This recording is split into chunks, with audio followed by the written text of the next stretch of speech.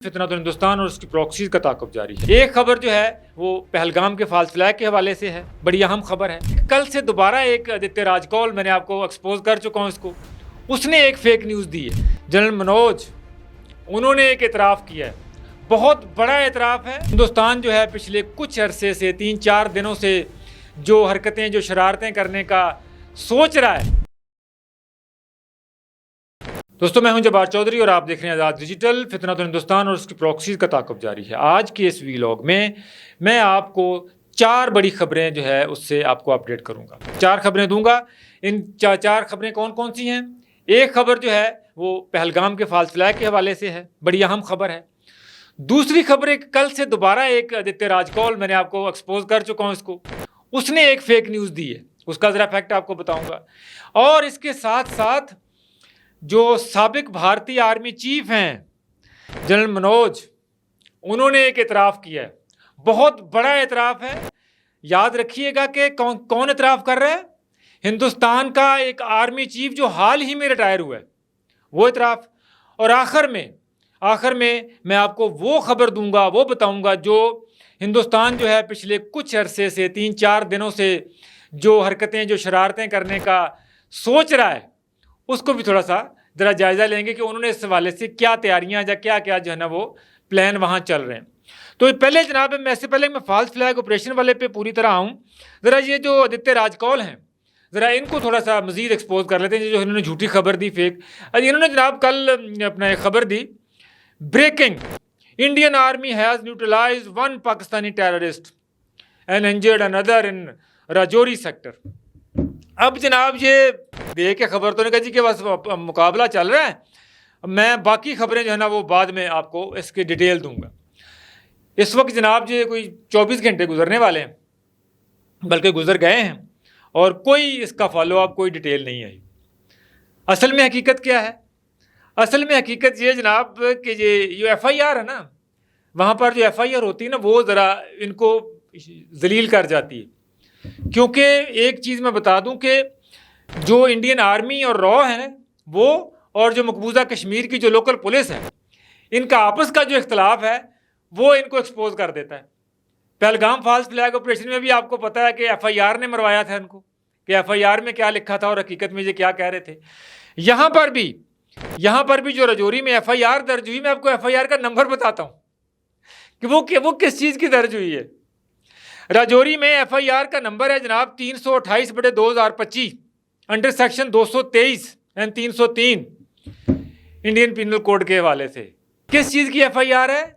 FIR हुई है कि जनाब एक ड्राइवर इन्होंने पकड़ा है जो कि बीफ, आपको पता है बीफ एक्सपोर्ट लेके जाना, अपना जानवर लेके जाना, जैसे जिसको हम गाय कहते हैं, जब बैल कहते हैं, जब अपना कट्टा वच्छा जिन्होंने कहने हैं, वो लेके जाना, ट्रांसपोर्ट करना जो है वो हिंदुस्तान में इलीगल है। उनको प्रॉब्लम है, सेंसिटिविटी है उनकी, रिलीजियस सेंटिमेंट उनके हैं। तो ये कोई गाय भैंसे जो है वो लेके बंदा जा रहा था, वो ड्राइवर पकड़ा, दूसरा बंदा भाग गया है। उस ड्राइवर को पकड़ के जनाब इन्होंने FIR दर्ज किया राजौरी में। असल चीज़ वो है। और आदित्य राजकौल साहब क्या कह रहे हैं? पाकिस्तानी टेररिस्ट को जनाब उन्होंने न्यूट्रलाइज कर दिया। आपकी इंडियन आर्मी की इतनी औकात होती न्यूट्रलाइज करने की, तो पहलगाम वाले बंदे जो थे वो आप पकड़ के सामने ले आते हैं ना। आपने इल्ज़ाम तो लगाया था कि पाकिस्तान से 300 किलोमीटर से चल के आके 2 बंदे पहुंचे वहां पर आके, तो उन्होंने जनाब 26 टूरिस्ट मार दिए। तो आपकी आर्मी की औकात तो इतनी की है कि पता नहीं चलता कि आपकी जो है ना वो सफ के नीचे क्या हो रहा है, आपकी चेयर के नीचे क्या हो रहा है। और आप बातें करवा लो, बस ट्वीट ड्राफ्ट करनी है और आदित्य राजकौल और BLA के पूरे सेगमेंट को दे देनी है, जनाब चला दो। तो ये एक झूठी खबर इन्होंने फैलाई। अच्छा, इसी से पहलगाम से जुड़ा अब ये अब मजीद किस्म का ना बिल्डअप कर रहे हैं। फॉल्स फ्लैग ऑपरेशन करते हैं, डिज़ाइन है इनके। बिल्डअप क्या कर रहे हैं? पहलगाम का फॉल्स फ्लैग ऑपरेशन था, ये बात हमने 22 मई की रात को ही बता दी थी। उस वक्त पाकिस्तान ने साबित कर दिया दलाइल के साथ, और जब FIR सामने आई तो पूरी हवा निकल गई पूरे इस फॉल्स फ्लैग ऑपरेशन थे। लेकिन मैंने आपको उस वक्त भी कहा था, इस वक्त पाकिस्तान साबित कर रहा है, पाकिस्तान ये कह रहा है कि ये फॉल्स फ्लैग ऑपरेशन है, और बहुत जल्द हिंदुस्तान खुद कहेगा कि फॉल्स फ्लैग ऑपरेशन है। और अब वो वक्त आ गया है, मैं आपसे को खबर देने जा रहा हूं, खबर ब्रेक करने जा रहा हूं कि किस तरह हिंदुस्तान ने खुद ये उनकी जो नेशनल इन्वेस्टिगेशन एजेंसी NIA है उसने कन्फेस कर लिया कि ये फॉल्स फ्लैग ऑपरेशन था पहलगाम वाला, जिसमें किसी किस्म के टेररिस्ट का कोई अमल दखल ही नहीं था। इन्होंने खुद अपने बंदे लाए, अपने बंदे सपोर्ट किए, वो उनको मरवाया ताकि पाकिस्तान पर हमले का जवाब पैदा हो। आप 22 और 23 अप्रैल ये 2 तारीखें याद रखें और दोनों तारीखों का मीडिया हिंदुस्तान का निकाल लें, चाहे वो गोदी मीडिया हो, चाहे वो भक्त अकाउंट हो, चाहे वो रॉ से लिंक अकाउंट हो, आप वो तमाम मीडिया छाने, उसमें आपको एक तस्वीर नजर आएगी 4 नौजवानों की, एक नौजवानों की तस्वीर नजर आएगी जिसमें कहा गया था कि ये नौजवान ये वो टेररिस्ट हैं जिन्होंने पहलगाम पे हमला किया था। और उसी तस्वीर के ऊपर बेस करते हुए इन्होंने स्केच जारी कर दिए थे और लॉक कर दिया था कि ये पाकिस्तानी ओरिजिन के लोग हैं, पाकिस्तान से आए थे, इन्होंने करके हमला कर दिया। उसको जवाब बनाकर इन्होंने पाकिस्तान के साथ छेड़छाड़ की और फिर जलील हुए 7 तारीख को भी, 7 मई को भी और 10 मई को, तो फिर लुटिया डुबो दी पाकिस्तान ने इनकी। और ये या मैं आपको तारीखें बता रहा हूँ, मीडिया निकाल लीजिएगा। लेकिन अब क्या हुआ, नेशनल इन्वेस्टिगेशन एजेंसी ने जनाब तहकीकात शुरू की और कल उन्होंने वर्डिक्ट दिया। उन्होंने कहा जी ये जो बंदे थे ना, ये जो हमने उस वक्त कहे थे कि जनाब ये वाले हैं टेररिस्ट, ये वो चारों इन्वॉल्व नहीं।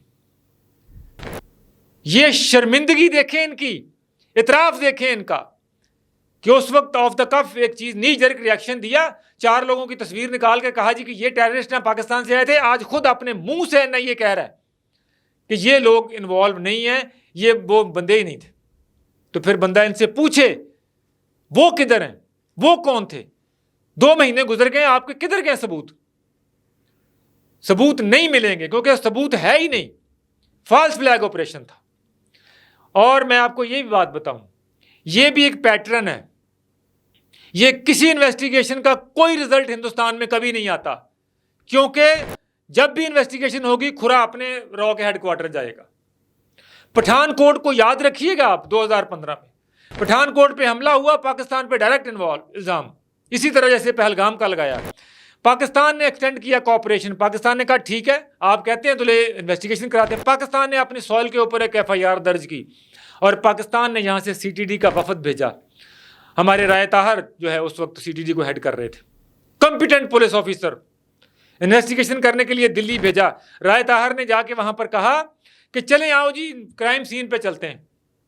उनके किधर? उनका जी पठानकोट चलते हैं, हमें क्राइम सीन दिखाएं ताकि हम जो है इन्वेस्टिगेशन की को आगे बढ़ें। NIA वहाँ खड़ा हो गया, उन्होंने कहा जी नहीं क्राइम सीन पे आपको नहीं लेके जाना, यहाँ हम ब्रीफिंग देते हैं। हमारे ऑफिसर्स ने कहा इस तरह की ब्रीफिंग से कुछ नहीं निकलता। उन्होंने कहा जी हमें एक आप अपने कानून के मुताबिक आप अपनी IG को बुला लें, जहाँ तक कहा कि आप अपने IG को बुला लें, अगर वो कहे कि क्राइम सीन पर जाए बगैर किसी चीज़ की इन्वेस्टिगेशन हो सकती है तो हम सरेंडर कर जाते। ये सुनना था। NIA ने वहाँ पर सारी तहकीकात रोक दी और पाकिस्तानी वफद वहाँ से वापस भेज दिया। उसके बाद पुलवामा आ जाए, पुलवामा में भी एक तहकीकात नहीं हुई, लेकिन जब जो इन्वेस्टिगेशन की जो इनकी अपनी इंटेलिजेंस की रिपोर्ट आई, आप गवर्नर सत्यपाल की रिपोर्ट पढ़ लें, उन्होंने कहा कि ये हिंदुस्तान ने खुद करवाया था और मोदी ने इसके ऊपर इलेक्शन जीता।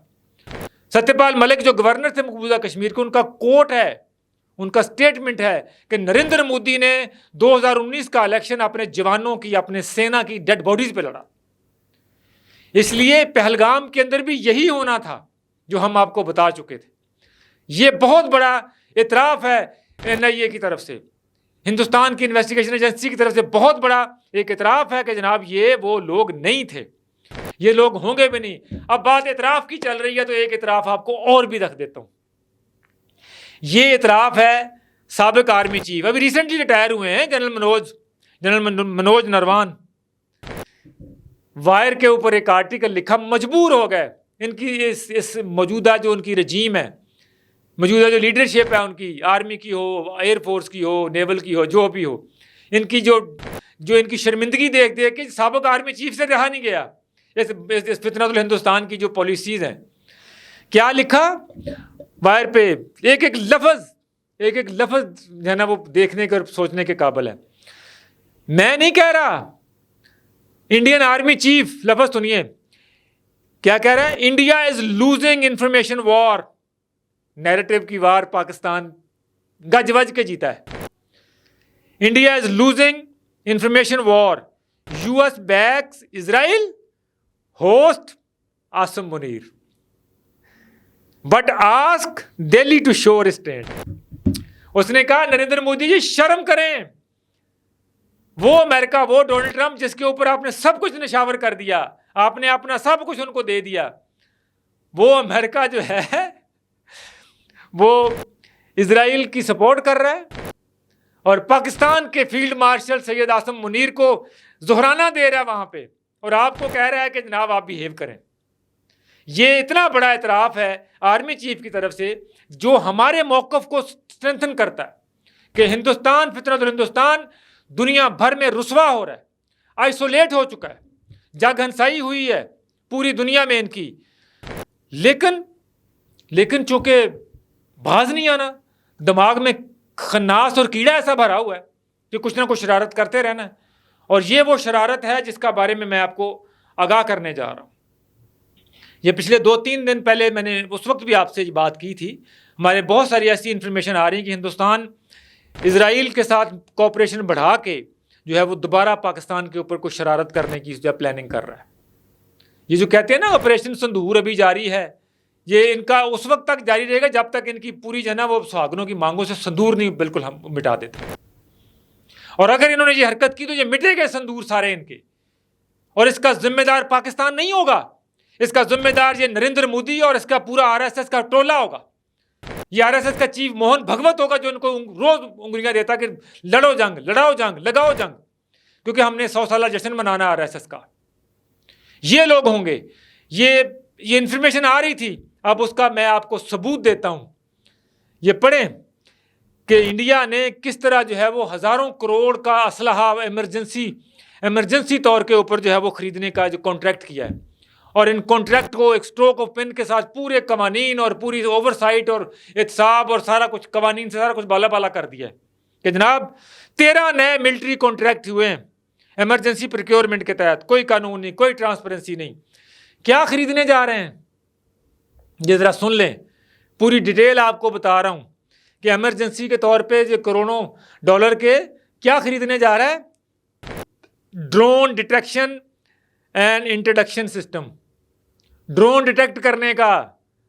आपको पता है ना पिछली मरतबा पाकिस्तान के ड्रोन किधर किधर चले गए थे। दिल्ली के अंदर ड्रोन चले गए थे, इधर गुजरात तक चले गए थे, इनके घरों में घुस गए थे ड्रोन। वो तो पाकिस्तान ने जो है ना रिस्ट्रेंट शो किया, इनको सिर्फ दिखाया कि हाँ हम क्या कर सकते हैं, हम आपके बेडरूम तक जा सकते हैं हमारे ड्रोन। अब जनाब ये ड्रोन डिटेक्शन सिस्टम खरीद रहे हैं, लाइट वेट रडार खरीद रहे हैं। पहले आपको पता है ना S-400 की बैटरी बर्बाद कर दी थी इनकी, अब दोबारा मजीद air defence missile, remote piloted aerial vehicles, ठीक है जी, loitering monitoring, combat ready drone fleet, drone radar और पता नहीं क्या क्या कुछ खरीद रहे हैं। ये वो डिजाइन एंड इंफीरियस जिनसे ये बाज नहीं आ रहे मौका उठा के। ये जो जख्म लगे हैं ना इनको, ये जख्म चाट रहे हैं लेकिन भर नहीं रहे इनके जख्म। ये जख्म इनके नासूर बन रहे हैं, और अगर ये नासूर बनेगा तो इनको अपने बॉडी के अज़ा काटने पड़ेंगे हिंदुस्तान को। इनकी अपने जिस्म के अज़ा कटेंगे। ये हिंदुस्तान टुकड़े टुकड़े होगा अगर इन्होंने बाज ना आया तो। अगर इन्होंने इस वक्त दुनिया में पिछले 1.5-2 महीने में 2 रियासतों को बुरी तरह शिकस्त हुई है, और दोनों आपस में गठजोड़ है। एक यहूद को हमने शिकस्त दी है, उधर हनूद को ईरान ने शिकस्त दी है, इजराइल को, और इन दोनों का गठजोड़ा, दोनों भाई भाई, दोनों को शिकस्त हुई है, दोनों को जिल्लत उठानी पड़ी है, दोनों को शर्मिंदगी हुई है, दोनों अपने जख्म काट रहे हैं। मुझे इसराइल और ईरान का नहीं पता, लेकिन मुझे यकीन है कि अगर ये हिंदुस्तान बाज ना आया तो इसको अपने टुकड़े टुकड़े जो है ना वो समेटना मुश्किल हो जाएंगे। इसलिए पैगाम यही है पाकिस्तान से, नरेंद्र मोदी हो, आरएसएस हो, भक्त हो, जो भी हो, संघ परिवार हो, संघी हो, पैगाम एक ही है, बिहेव बिहेव बिहेव। हम पाकिस्तान हैं, पाकिस्तान हमेशा जिंदाबाद।